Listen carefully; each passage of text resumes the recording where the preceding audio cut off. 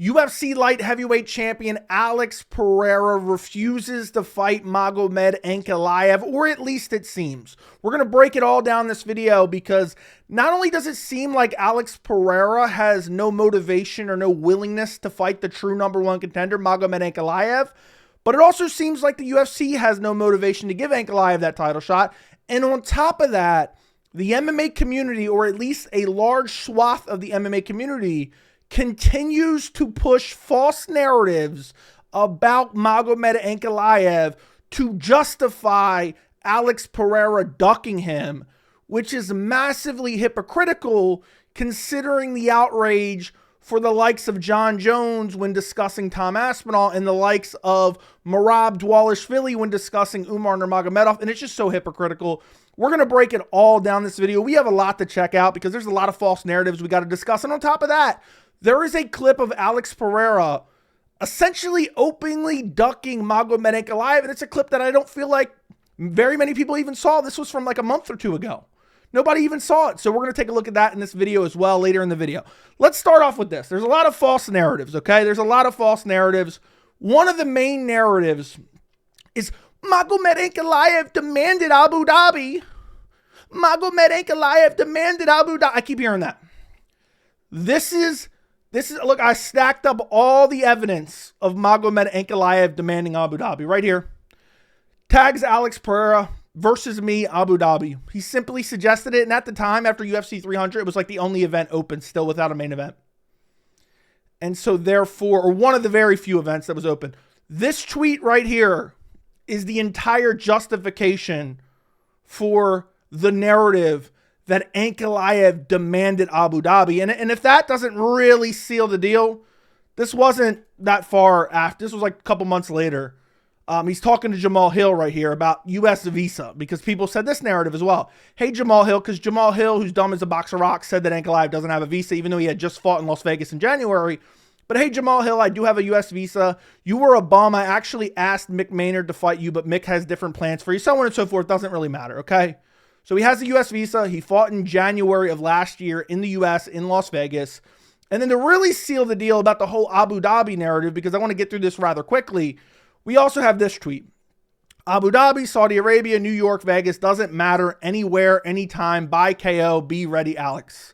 This is going back to June of 2024. So, you know, oh yeah, this is absolutely demanding Abu Dhabi. What a dumb narrative. It's the anti-Dagestani haters. There is misinformation and then there's disinformation. Misinformation is people not knowing what's accurate, just resharing what's out there. And then there's disinformation. And this comes from some of the Pereira fanboys, some of the anti-Dagestani guys, whether it be YouTube content creators, whether it be Twitter personalities, whether it be news accounts on Twitter, whether it be Instagram accounts who post news. There are people out there intentionally posting false information that they know is false, aka Ankalaev demanded Abu Dhabi. And then what you have is you have people that just see that, take that as fact, and then reshare that around. That's misinformation, but originally it's disinformation because they knew it was untrue. The original people who pushed these narratives, they knew it was untrue, but they did it anyway because of some type of emotional bias, and it's driving me nuts. Magomed Ankalaev never demanded Abu Dhabi. Now, we're going to get into some other narratives as well here in a second. But one thing I want to say before we really get too deep into this video, there is a chance that Pereira Ankalaev is next, okay? I'm going to show you what Pereira had to say. I'm going to give my thoughts on it. There is a chance that it still happens. I feel like far too quickly in the MMA community, people jump to conclusions. It's one tweet, you know, that we're going to look at from Pereira, but there's a lot of other kind of building blocks and stuff we're going to unpack in this video that puts kind of my entire analysis of this situation together. But regardless, even if it happens next, which it may not, again, I'll give you my take in a little bit. It's just disgusting that Pereira seems to not want to fight Ankalaev. The UFC seems to not want to give Ankalaev the title shot.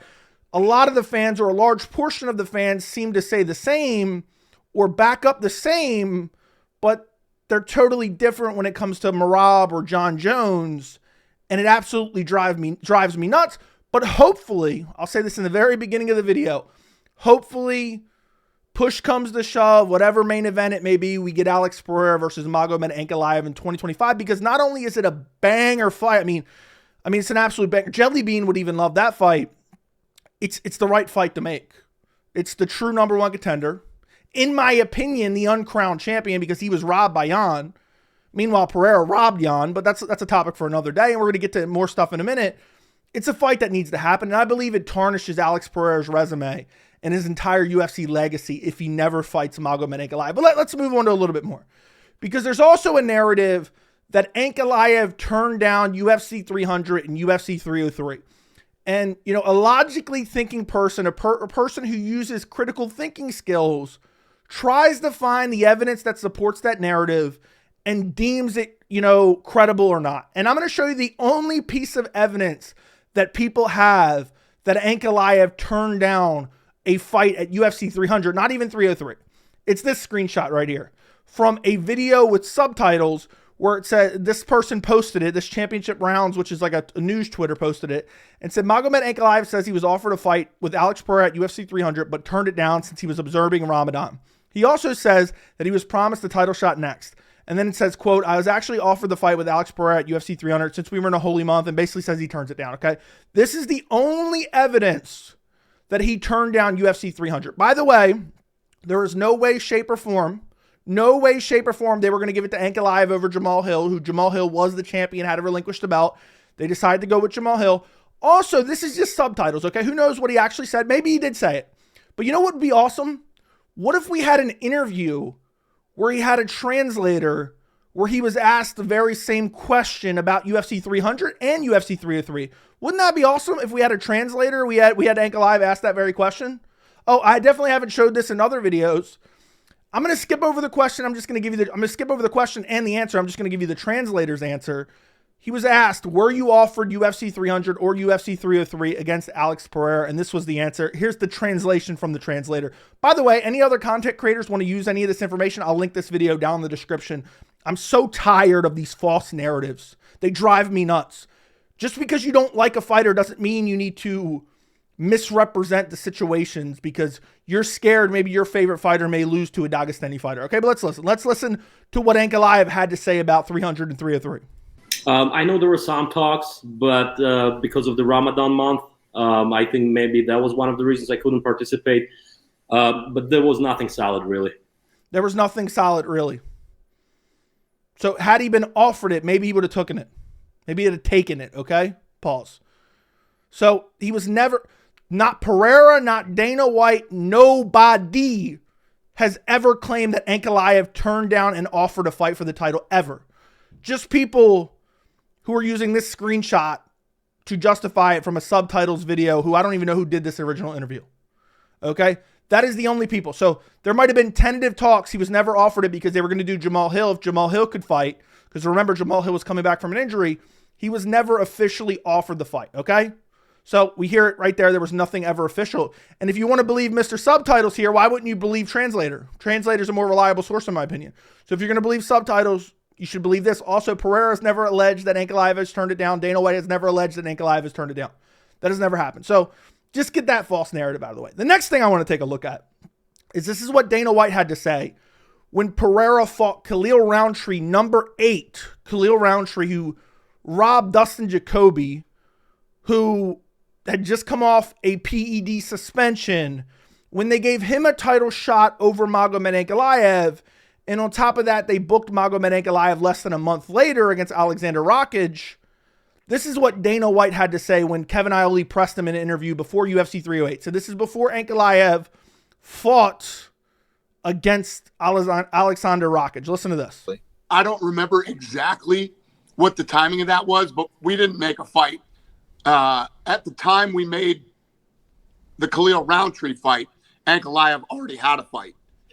Dude's acting like he couldn't switch that around and give the rightful challenger a title shot instead of giving number 8. Dude coming off a PED suspension. Instead of giving him a title shot, give the guy who actually deserves a title shot. Luckily, Kevin Iole pushes back a little bit. Right. So, and that's what I'm asking you. So Ankalaev was fighting Alexander Rakic. You made that fight maybe two and a half weeks before you made Roundtree versus Alex. And I was surprised that you would put a number 8 guy in. Not criticizing Khalil, because I feel like Daniel and Chael that Khalil is a good fighter and it'll make a fun fight.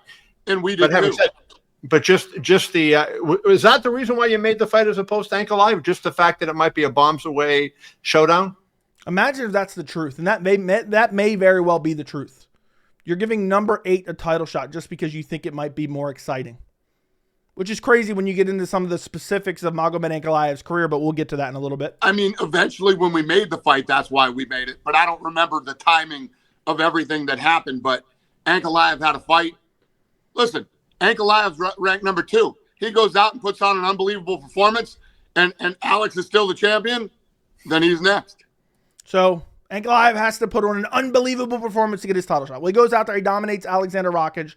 For some reason, people thought that fight was boring, even though it was not boring. And Rakic kind of ran the entire fight. So if you want to say it was boring, blame it on Rakic, but every fight's not going to be fight of the year. But Dana White says, look, he's next. He gets a win over Rakic, he's next. Then we fast forward to this, okay? We have more stuff from Magomed Ankalaev. I was offered 3 dates, December, February, and March, and I agreed to all 3 dates.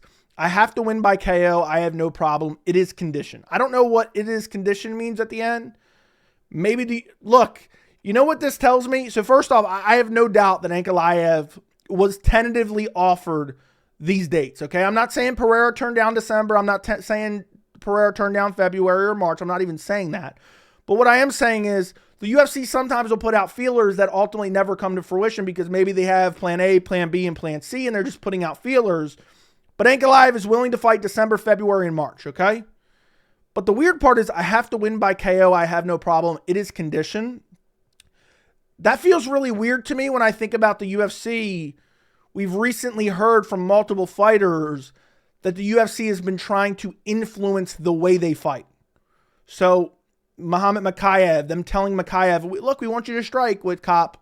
We don't want you to grapple at all. Very bizarre. But either way, Ankalaev willing to fight December, February, March. So we don't need to hear any more fake narratives about, oh, he doesn't want to fight in March. There's no way he's going to fight in March. Next thing we're going to take a look at, okay? We have more from Magomed Ankalaev. And this is all, we're going in chronological order here, just in case you don't know. By the way, if you guys enjoy these videos where I piece all this together for you, it takes a lot of research instead of just throwing together a couple tweets, please subscribe to the channel, turn on notifications, like the video, share the video. I would greatly appreciate it because I'm so sick and tired of all these dumb, uneducated narratives because people don't even look into this. Anyway, Ankalaev, November 14th. Dana White told my team I'm next for Alex. Thanks for clearing this today. So apparently in November, he was promised the Pereira fight. That skips ahead, or actually we have one more thing for Magomed. I'm going to beat Alex Pereira in March, and I will give him a rematch in July. Then I will beat one of those bums, Jamal Hill and Yuri, in Abu Dhabi in October. So again, he's demanding Abu Dhabi in October. But okay, he's saying he's going to fight him in March, okay? Now we jump ahead to more present day, okay? In December, this is kind of what started all the recent discussion about Alex Pereira brutally ducking Magomed Ankalaev. He tweeted out this. It won't be Ankalaev with a crying face. He's got 4.7 million views. That's insane. Listen, if this is the case, what an absolute joke the light heavyweight division is.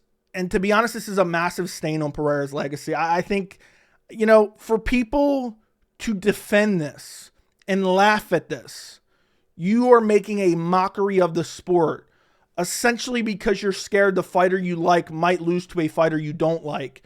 The majority of these people, Dagestani haters, Muslim haters, and it drives me nuts because all I want to see is the best versus the best. I want to see the most deserving get a title shot.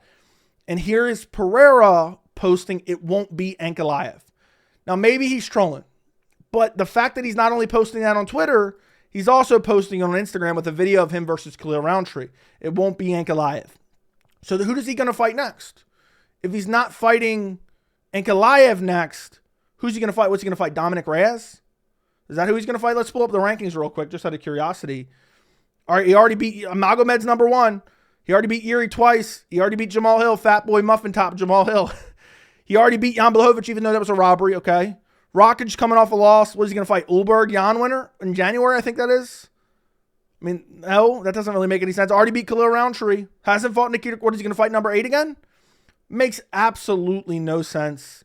No sense at all that he's not going to fight Ankalaev. And there's been rumors spreading around. Let me say this right now. There's rumors spreading around that it may be Khamzat Chimaev. I do not believe the UFC would make that fight. Would that be insane if they made that? Yes. I don't think they're going to have Chimaev move up to light heavyweight to fight Pereira. By the way, Chimaev absolutely smokes Pereira. For the people who maybe dislike Ankalaev because he's Muslim or dislike him because he's from the Caucasus region, Khamzat Chimaev will absolutely maul Pereira and probably sub him in the first round. Let's be honest here. But let's just operate under the assumption that he is not fighting Ankalaev next.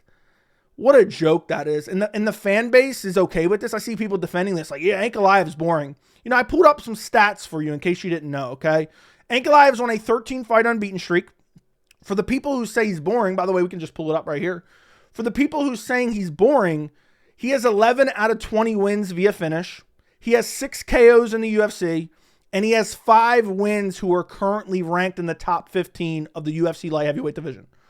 So to act like that is some type of horrible resume, by the way, people try to pick apart his resume. Oh, he beat Johnny Walker. He beat Rockage, you know. He was robbed against Jan Blachowicz where he should have won the vacant belt. And by the way, I guess like father, like son, like coach, like student, because Glover Teixeira, people forget, Glover Teixeira legitimately ducked Magomed Ankalaev. When Yuri pulled out of UFC 282 against Glover Teixeira, was supposed to be the rematch, they wanted to move Magomed Ankalaev up from the featured fight to now the main event, well, from the co-main event to the main event, sorry, to fight Glover Teixeira for the vacant belt once Yuri vacated the belt. Glover Teixeira said, no, I'm not fighting Magomed Ankalaev. So they said, okay, we'll just make the co-main event now the main event, and they're going to fight for the vacant belt. It ended up being a draw, so then Glover Teixeira got a title fight next month against Jamal Hill because the UFC was pissed that it was a draw and they had a vacant belt still. And therefore, Jamal Hill won, and the rest is history.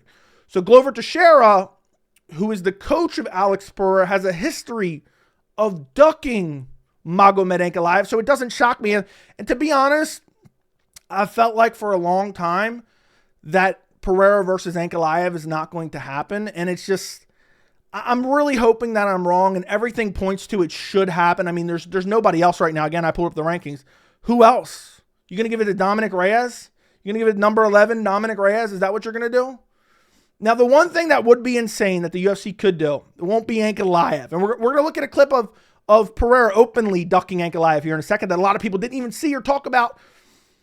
But the other possibility is, could Jones say, look, I don't want to fight until late next year? It wouldn't be out of the realm of possibility to show Jones Dana White privilege and say, okay. And then Jones wants to fight Pereira, so Jones could say to Dana White, look, make Aspinall Pereira fight each other. I'll fight the winner. I'll guarantee you that I'll fight the winner, but let Pereira fight Aspinall. It delays Pereira from having to fight Ankalaev. It's a win-win for Pereira because even if he loses at heavyweight, there's really no shame in that. And if Aspinall wins, he gets to move on and fight Jon Jones. So it's kind of a win-win, and it's a big money fight for the UFC. And if it keeps Jones, if it's like a favor for Jones, the UFC is willing to do anything for Jones, it seems.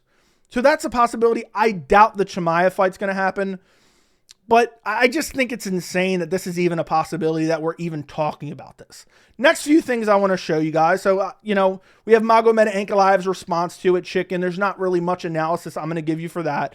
And then lastly, we also have this video that Pereira posted where he said, Alex Pereira had a meeting in Las Vegas earlier today and is very happy with how it went. And then quote, we were happy with the meeting. Should I tell them or not? We'll wait a little longer. And it was this video. I mean, we don't really need to listen to it. I'm actually going to mute it. But look how happy he is. Could that be a shot at Tom Aspinall? We don't know. Okay, this was more recent. But now I want to go back in time because this got very little attention when Alex Pereira went on Ariel Helwani's show right after he beat Khalil Roundtree and openly ducked Ankalaev, okay? And I'm not going to play you the question. I'm not going to play you the answer. I'm just going to play you the translation. I don't want to sit here and waste too much time. It's a long-winded answer. But a lot of people didn't hear this or discuss it or criticize Pereira for openly ducking Ankalaev. Imagine this was Merab. Everyone gave Merab hell when ultimately Merab has no influence over the way the UFC makes fights. I criticized Merab. He was making himself look dumb for trying not to fight Umar, but at the end of the day, Merab has no influence over how the UFC books fights. Jon Jones has been getting criticized left and right for just saying that he may retire. Now, he has said some other things where he's put his foot in his mouth. I've called that out as well. But the fan base goes nuts over Merab because they don't like Merab. They go nuts over Jones because they don't like Jones. But Pereira does it, it's radio silence. Pereira does it, they don't care. I mean, imagine if Bilal said, I'm not going to fight Shavkat. Imagine if Gary was champion and said, oh, I'm not going to fight Jack Della Maddalena. Imagine if Ankalaev was champion and he did this to Pereira. Imagine the level of outrage. Listen to this answer. He's asked, who do you want next? Who would you fight next if it's up to you? This is after the Khalil Roundtree fight. By the way, I'm getting sick and tired of everyone shilling gambling. I mean, is everyone, every fighter, is literally everybody shilling gambling at this point? Colby's on Twitch shilling gambling.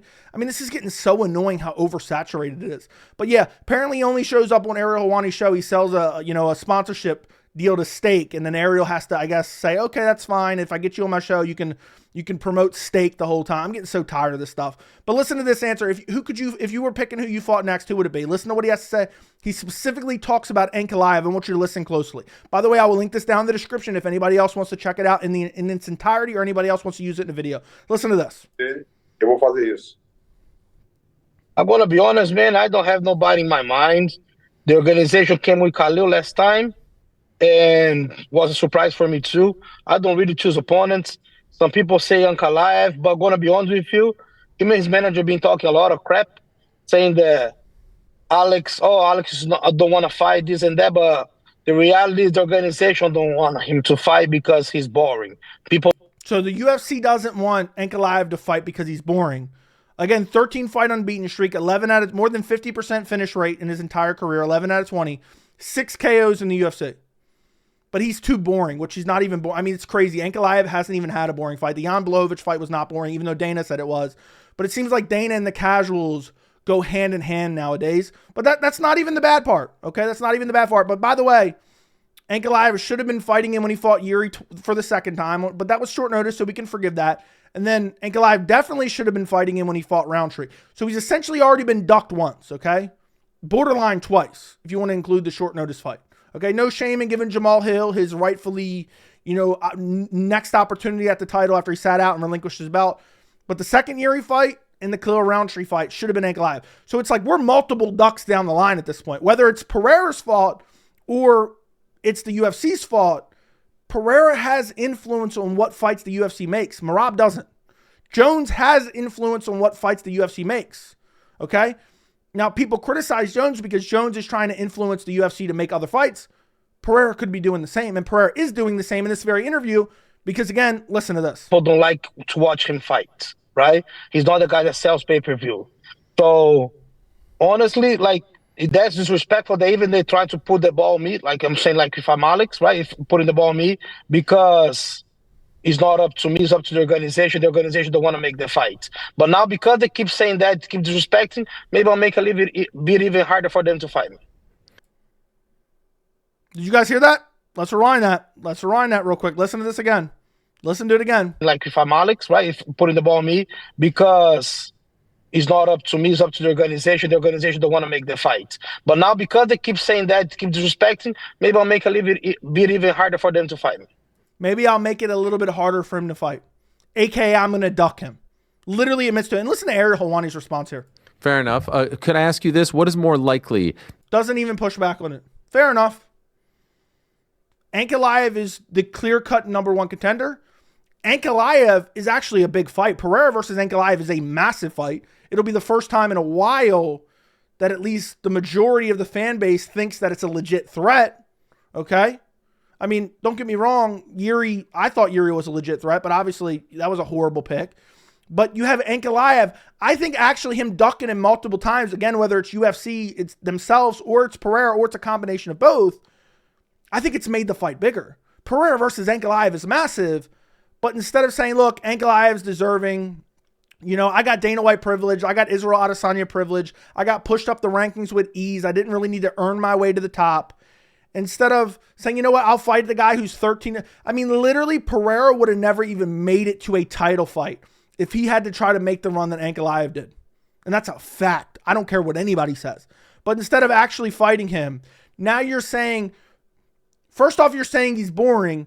Now he tries to talk to build a little bit of beef behind it and to try to get the fans more involved and care about it. And now you're like, oh, I'm going to make it harder for him to fight.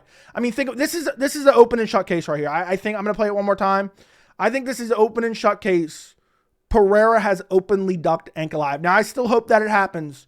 But the fact that he's saying, I'm going to make it harder for him to fight me, and I'd rather fight less skilled fighters and build fake legacy, That's all I need to know. I don't need to see the Ankalaev is not next. Let's listen one more time. Because it's not up to me, it's up to the organization. The organization don't want to make the fight. But now because they keep saying that, keep disrespecting, maybe I'll make it even harder for them to fight me.